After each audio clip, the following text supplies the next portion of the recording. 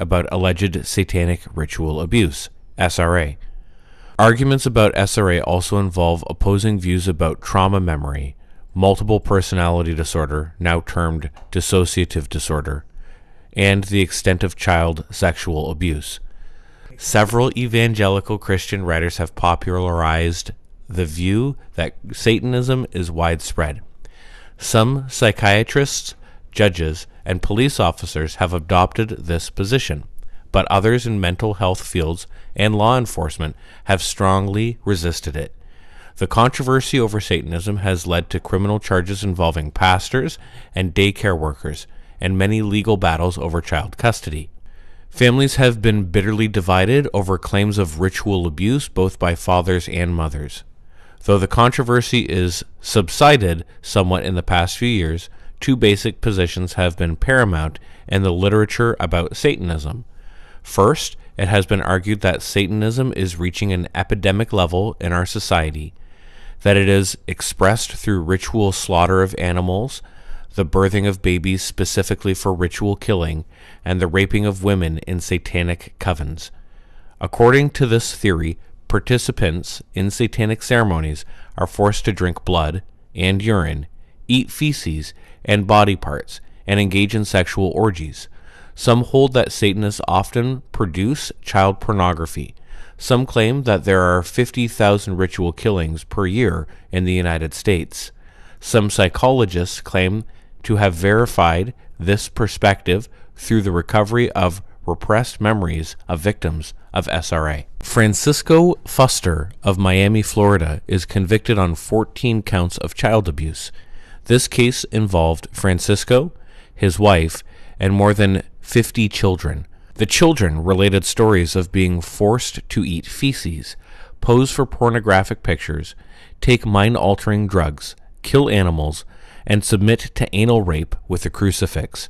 The children also described the chanting of prayers to Satan, eating someone's head, and riding on sharks. Fuster received a sentence of 6 life terms and 165 years in prison, and his wife was eventually deported to Honduras. In 1988, 23-year-old Kelly Michaels was convicted of 115 counts of sexual abuse against 20 children in her care at the We Care Nursery School in Maplewood, New Jersey. The case began in 1985 when a 4-year-old boy was being examined at the pediatrician's office. The nurse rubbed his back and took his temperature with a rectal thermometer. He did not seem upset, but remarked to her, "That's what my teacher does to me at nap time at school." The nurse suspected that he was being abused at the daycare center and immediately reported her suspicions to authorities. Police and social work investigators began interviewing We Care children. After a 2-month investigation, they concluded that Kelly had abused 51 students in her care.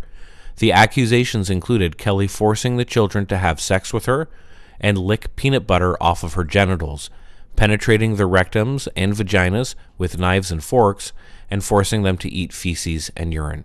Most of the people in the small meeting room at Cicada Recovery Services in South Austin were therapists, and all of them had patients who had been diagnosed as victims of satanic ritual abuse, including some of the children allegedly savaged in the Austin Daycare Center 2 years earlier.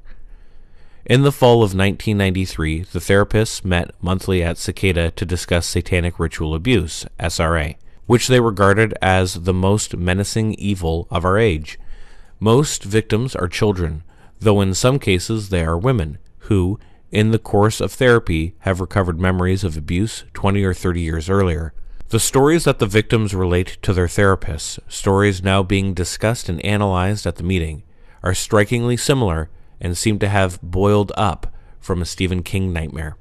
The tales of satanic ritual abuse usually start with touching or fondling, then progress to oral, genital, and anal penetrations, forced injections of mind-altering drugs, monsters or witches enacting bizarre rituals that include defecating and urinating on their victims' heads and forcing them to eat feces and drink blood and urine, and finally torture, mutilation, and murder. The rituals were almost always filmed. The victims were forced to participate in the murders and often made to eat the flesh and drink the blood of those who had been sacrificed. These were not merely the sadistic acts of pedophiles, but the sophisticated techniques by which devil-worshipping perpetrators programmed and controlled victims.